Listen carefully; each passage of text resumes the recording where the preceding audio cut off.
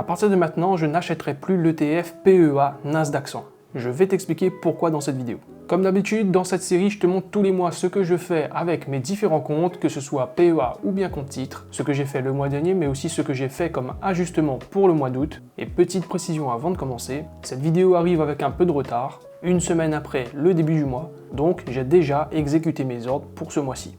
Si tu ne souhaites pas rater les prochaines vidéos de cette série, je t'invite désormais à t'abonner et on est parti. Avant de rentrer dans le détail, comme le veut la tradition, on va voir ce qui s'est passé sur les différents marchés, les différents indices boursiers auxquels on se compare, à savoir le Nasdaq et le S&P 500, et on va le reporter sur mon fichier de suivi. Donc pour le S&P 500, donc on a pris comme ETF de référence le SE, celui de BNP Paribas. Donc on est bien en mensuel et on se met sur le mois de juillet, donc on affiche une performance de moins 1,33%. Donc on voit ici, donc je vais prendre le prix d'ouverture au 1er août, enfin là ici c'est le 3 août, mais le premier jour de bourse du mois d'août. Prix d'ouverture 33,06. 33,06. On fait pareil pour le Nasdaq, donc on avait pris l'ETF de chez Amundi UST.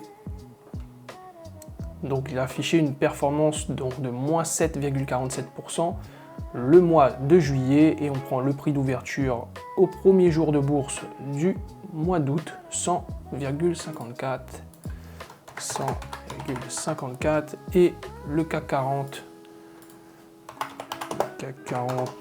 GR. Donc il a fait une performance de plus 1,33%. Et le prix d'ouverture est affiché à 28 390. 28 390. Après un mois de juin plutôt calme, le mois de juillet a marqué vraiment un gros coup d'arrêt, surtout sur la tech américaine.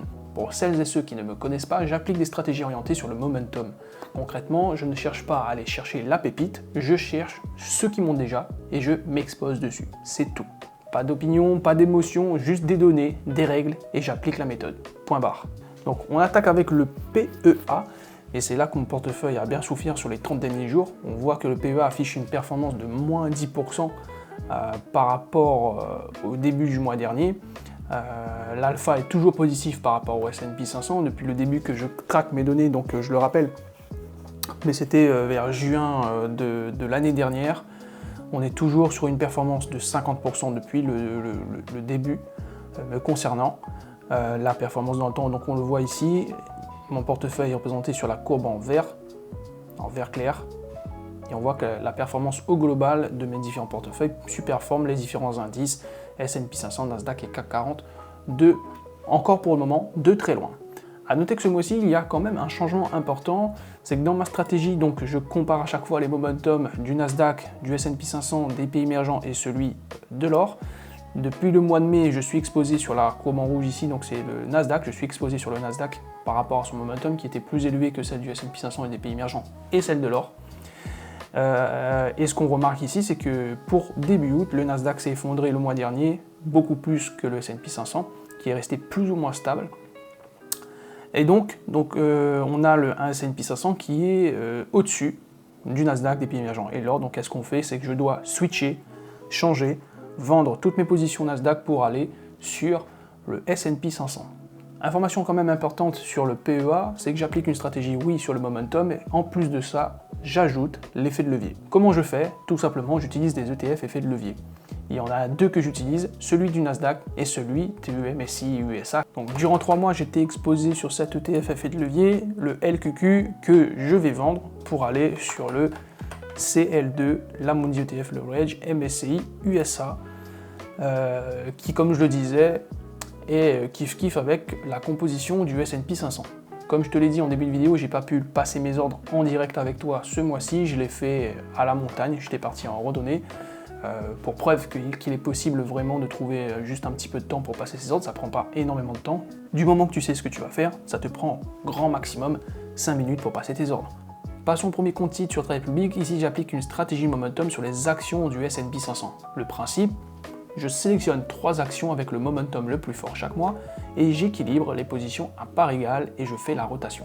En juillet, j'étais positionné sur WDC, MU et INTC, donc Western Digital, Micron Technology et Intel. La performance du compte titre sur le mois de juillet est de moins 26%. Pour août, le trio change en partie, WDC et MU restent toujours dans le top 3, mais par contre, Intel sort du classement et cède sa place à Dell Technologies. Donc ce mois-ci, je vais vendre Intel, j'achète Dell et je rééquilibre les trois positions pour repartir sur une pondération égale entre WDC, MU et Dell. Le deuxième compte titre que j'utilise donc fonctionne exactement pareil, mais sur un univers d'action différent, celle du Russell 2000. En juillet, j'étais sur VICR, MTRN et CRDO. La performance sur le mois de juillet est de moins 34%. Et pour août, aucune des trois positions n'a tenu son rang. VICR, MTRN et CRDO sortent tous les trois du classement et sont remplacés par les trois nouvelles entreprises BTSG, Dave et KNSA. Donc ce mois-ci, rotation complète sur ce compte, je vends les trois lignes de juillet et j'achète les trois nouvelles à part égale. La chose très importante à retenir de tout ce qui s'est passé, parce que les chiffres concernant le mois dernier, tu l'auras bien vu, ne sont clairement pas bons. Si on regarde les 2 dernières années qui viennent de s'écouler, quand on regarde le marché, que ce soit au niveau des indices ou même sur les actions individuelles, on assiste à une euphorie, notamment avec l'intelligence artificielle. On a des indices et des entreprises qui battent record sur record, qui affichent des résultats exceptionnels, et forcément ça ne peut pas continuer de monter en ligne droite sans avoir une correction ici et là. Avoir un mois négatif, avoir un mois aussi négatif, avoir un mois à moins 10, moins 15, moins 20%, ce n'est pas aussi négatif au vu de l'envolée qu'on a eu. Je dirais même que c'est plutôt sain. Et il y a un point que je tiens à bien expliquer ici, parce que c'est central dans ma stratégie, c'est justement l'utilisation du levier.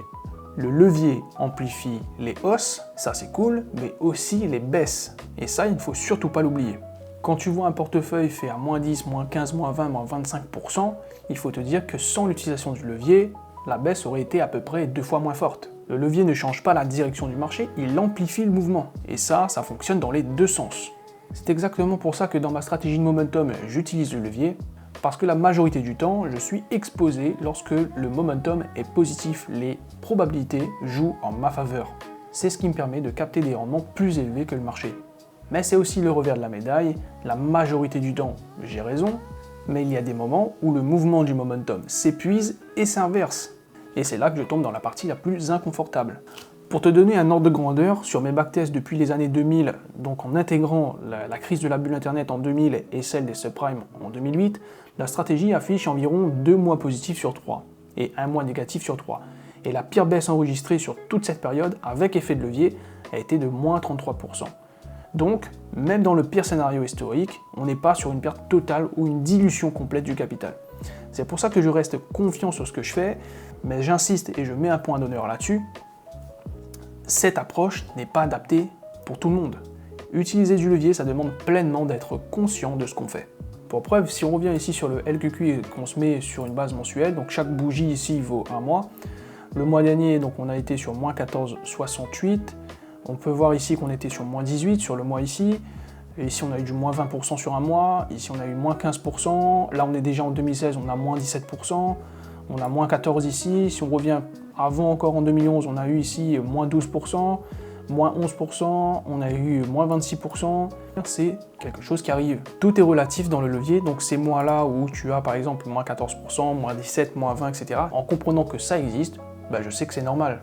Je vais me répéter, mais j'insiste. Ceci n'est pas un conseil en investissement, mais si vous souhaitez utiliser de l'effet de levier, faites très attention à ce que vous faites. Donc en récapitulatif pour le mois de juillet, donc on est sur un PEA donc à moins 10%, un compte titre à moins 26%, un compte titre secondaire qui est à moins 34%. La valeur totale du portefeuille au 1er août est de 17 859 €. La performance globale du portefeuille affiche moins 13,68%, VS moins 1,33% pour le S&P 500 lui-même.